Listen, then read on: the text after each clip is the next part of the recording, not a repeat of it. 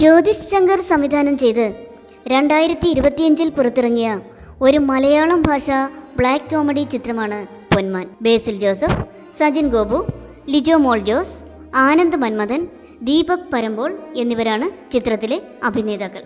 സ്ത്രീധനം ചോദിക്കരുത്, വാങ്ങരുത് എന്നൊക്കെ ആവർത്തിച്ച് പറയുമ്പോഴും ആവശ്യത്തിനും അനാവശ്യത്തിനുമൊക്കെയായി പൊന്നുകൊണ്ടൊരു കുളി വിവാഹത്തിന് നിർബന്ധമാണ്.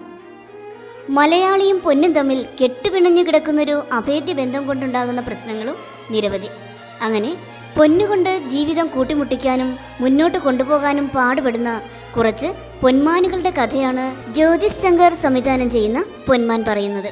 തീരദേശത്തെ ഒരു വീട്ടിൽ നടക്കുന്ന വിവാഹവും അതുമായി ബന്ധപ്പെട്ടുണ്ടാകുന്ന പുകിലുകളുമൊക്കെയായി രസകരവും പിരിമുറുക്കം നിറഞ്ഞതുമായ ഒരു ഉഗ്രൻ കഥ. യാഥാർത്ഥ്യത്തോട് ചേർന്ന് നിൽക്കുന്ന കഥയും കഥാപാത്രങ്ങളുമാണ് ചിത്രത്തെ പ്രേക്ഷകരിലേക്ക് ആകർഷിക്കുന്ന മറ്റൊരു പ്രധാന ഘടകം.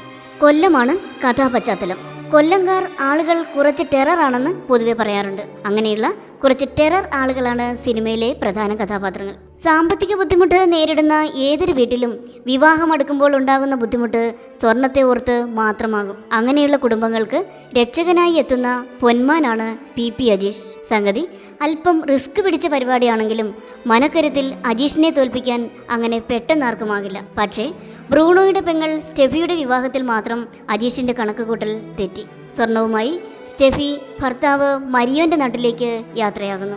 കൊല്ലത്തെ ഏറ്റവും കുഴപ്പം പിടിച്ച സ്ഥലത്തേക്കാണ് സ്റ്റെഫിയെ കെട്ടിച്ചു വിട്ടിരിക്കുന്നത്. അവിടെയുള്ള ഏറ്റവും വലിയ കുഴപ്പക്കാരനാണ് സ്റ്റെഫിയുടെ കെട്ടിയവനായ മരിയോനും. ആന കുത്താൻ വന്നാലും നെഞ്ചുവിരിച്ചു നിൽക്കാൻ ധൈര്യമുള്ള അജീഷ് പതറിയില്ല. നേരെ മരിയോന്റെ അടുത്തേക്ക് വെച്ച് പിടിക്കുന്നു. പിന്നീട് എന്ത് സംഭവിക്കും? അജീഷിന് സ്വർണം തിരിച്ചു കിട്ടുമോ?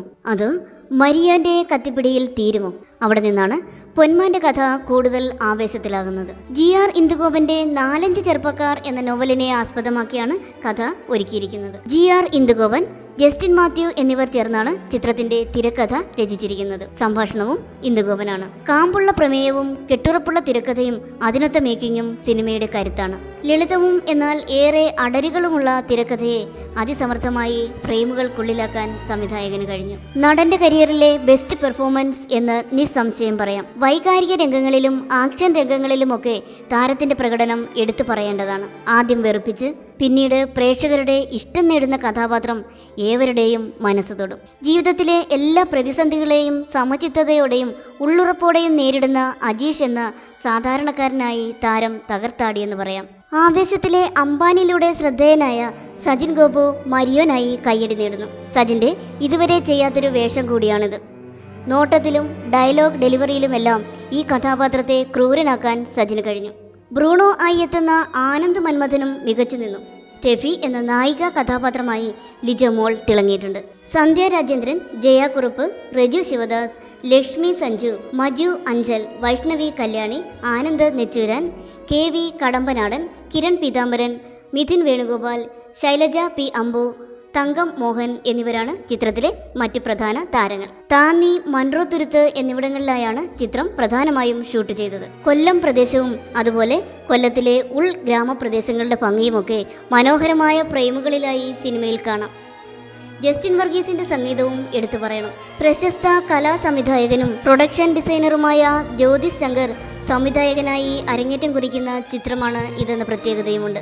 കലാ സംവിധായകൻ, പ്രൊഡക്ഷൻ ഡിസൈനർ എന്നീ നിലകളിൽ മലയാള സിനിമയിൽ പേരടയാളപ്പെടുത്തിയ ജ്യോതിഷ് ശങ്കർ സംവിധാനം ചെയ്യുന്ന ആദ്യ സിനിമ ഒരു ചെറിയ മനോഹരമായ സിമ്പിൾ സിനിമ. പൊന്മാനിനെ കുറിച്ചുള്ള ആദ്യ ഇംപ്രഷൻ ഇതായിരിക്കും. പൊന്മാൻ ഒരു കൂട്ടം ചെറുപ്പക്കാരുടെ സിനിമയാണ്. കഥയല്ല, നടന്ന സംഭവം. 90കളുടെ തുടക്കത്തിൽ കൊല്ലം നഗരം കേന്ദ്രീകരിച്ച് രൂപമെടുത്ത പുരോഗമനവാദികളായ കുറച്ച് ചെറുപ്പക്കാരുടെ അനുഭവമാണിത്. മോന്തായം എന്നാണ് ഈ കൂട്ടായ്മയുടെ പേര്. കാനായി കുഞ്ഞിരാമനാണ് ഈ സംഘത്തിന് ആ പേരിട്ടത്. കലാ സാംസ്കാരിക രാഷ്ട്രീയ രംഗത്ത് സജീവമായിരുന്ന കുറെ ചെറുപ്പക്കാർ. ഈ സംഘം ഒരു കല്യാണത്തിന് പോയപ്പോൾ ഉണ്ടായ അനുഭവമാണ് സിനിമ. സംവിധായകൻ അടക്കമുള്ളവർ ഉൾപ്പെടുന്നതാണ് ഈ കൂട്ടായ്മ. അതുകൊണ്ട് തന്നെ സംവിധായകന്റെ നേരനുഭവമാണ് ഈ സുവർണ സിനിമ. പൊന്നില്ലാതെ കല്യാണം മുടങ്ങുമെന്നായപ്പോൾ ഈ സംഘം കയറി ഇടപെട്ടു. അങ്ങനെയാണ് പൊന്നു കൊണ്ടുവന്നയാളെ ഇവർ തേടിപ്പിടിക്കുന്നത്. കല്യാണം നടന്നെങ്കിലും പൊന്നു കൊണ്ടുവന്ന ഏജന്റിന് സ്വർണത്തിന്റെ പണമോ അല്ലെങ്കിൽ സ്വർണമോ തിരിച്ചു കിട്ടിയില്ല. അന്നത്തെ ആ യഥാർത്ഥ കഥാപാത്രം സിനിമയിലെ അജേഷായി മാറി. അന്ന് പൊന്നു കൊണ്ടുവന്നയാളെ പിന്നീട് ഇവരാരും കണ്ടിട്ടില്ല. ഈ സിനിമ കണ്ടിട്ട് ചിലപ്പോൾ അത് ഞാനാണ് എന്ന് പറഞ്ഞ് ആ പൊന്നുകാരൻ വരുമോ? സംവിധായകൻ അടക്കമുള്ള സംഘം കാത്തിരിപ്പാണ്.